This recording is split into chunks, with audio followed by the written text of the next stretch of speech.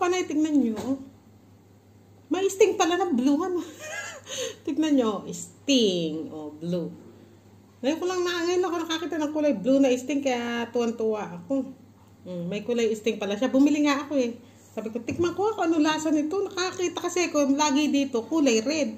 Di ba sa Pinas din kulay red saka yellow yata? Ano dito may blue Kaya ganado. Okay. May blue na rin ba dyan sa Pinas? Comment naman kayo dyan kung meron ng blue dyan. Basta yung kulay blue. Tikman nga natin kung ano ang lasa nito. Ayan, sinasabi ko. Hindi mabuksan.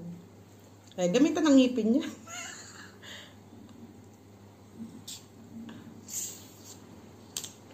Ayan. Tikman natin.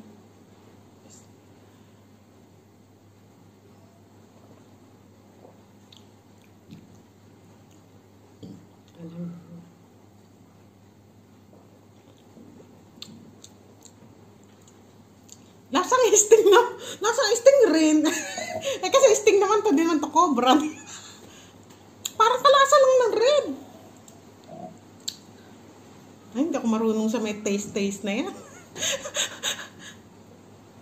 Parang red lang din kasi lasa lang rin ng red.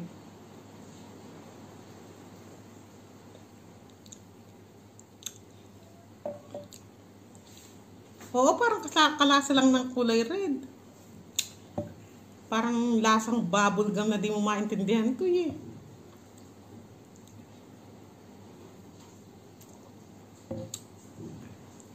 Nung asa Pinas ako, umiinom ako ng talaga, ng sting. Lalo na nagtatrabaho. Nung minsan, ayan, wala ng kuryente. Umuulan eh. Umuulan. Andali. Sindihan. Ayan. Sindihan natin yung emergency light. Nakapatay eh. Ayan. Nung minsan, yung pawis ko, akala mo tuloy si tuloy na natin yung kwento. Nung minsan na uminom ako ng Cobra ininom ko noon. Yung energy drink din. Hindi yung Cobra na nanunuka. Yung Cobra energy drink din.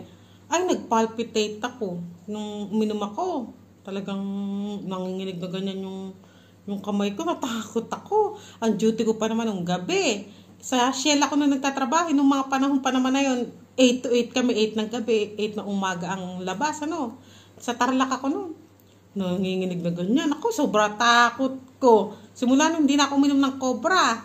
Tapos, sinubukan ko itong sting. Ayun, hindi ako nagpapalpitate dito. Kaya ito, lagi ko iniinom.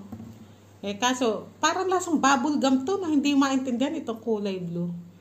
Parang mas type ko pa rin red. Iba pa rin yung red. Pero magkalasa. Pero mas masarap pa rin yung red. Ayun. Parang mabubble gum to na sobrang tamis.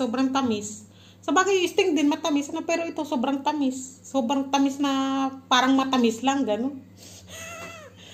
Pasensya na kahit dumili, nawala ng kuryente. Umuulan eh, naririnig nyo ba yung ulan? Pahinto-hinto nga lang, babagsak ng malakas, tas nawawala, umihinto. Ganyan dito, pag umulan, nawala ng kuryente, pero bumabalik din. Pagka humangin, nawalan ng kuryente, pero bumabalik din. Ang mahalaga, bumabalik, di ba? Maghintay-hintay lang tayo ng mga ilang minuto o isang oras, magkakakuryente rin naman. Lalo na pag humina yung ulan. Hindi nyo tuloy makita tong diamond in the sky ko. Shine bright like a diamond. Isinuot ko tong diamond ko at nakatambak lang sa... Baka ilang linggo na lang kumupas natin. Abi, parang pakupas na nga parang nagbabrown kaya isuot ko na nga ito at di ko naman naisuot, di ba? Yung tag 10 pisong hikaw ko. Nagkukulay brown na siya, nagdidilaw-dilaw na, kaya isuot ko na nga ako kahit dito lang ako sa bahay.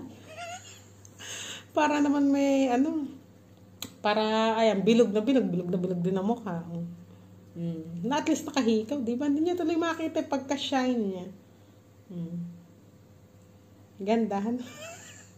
Diamond in the sky. Sige na mga kapatid, pawis na naman ako. Ang init na naman. Ayan lamang ang pinakita ko sa inyo, itong sting na blue. Ayan, hindi ko ubusin. Matamis, sobrang tamis. Basta, hindi masarap. Mas masarap yung red. Hindi ko siya nasasarapan. Magkalasa pero hindi ko talaga, sobrang tamis na. Parang bubble gum yung iniinom mo na. Masarap yung red. Masarap yung red. Ayan, ayan mga kapanay. Minsan pala may rin dito, Coca-Cola nakakita ko, tas flavor niya apple. May ganun na ba sa Pinas? Hindi ko alam eh.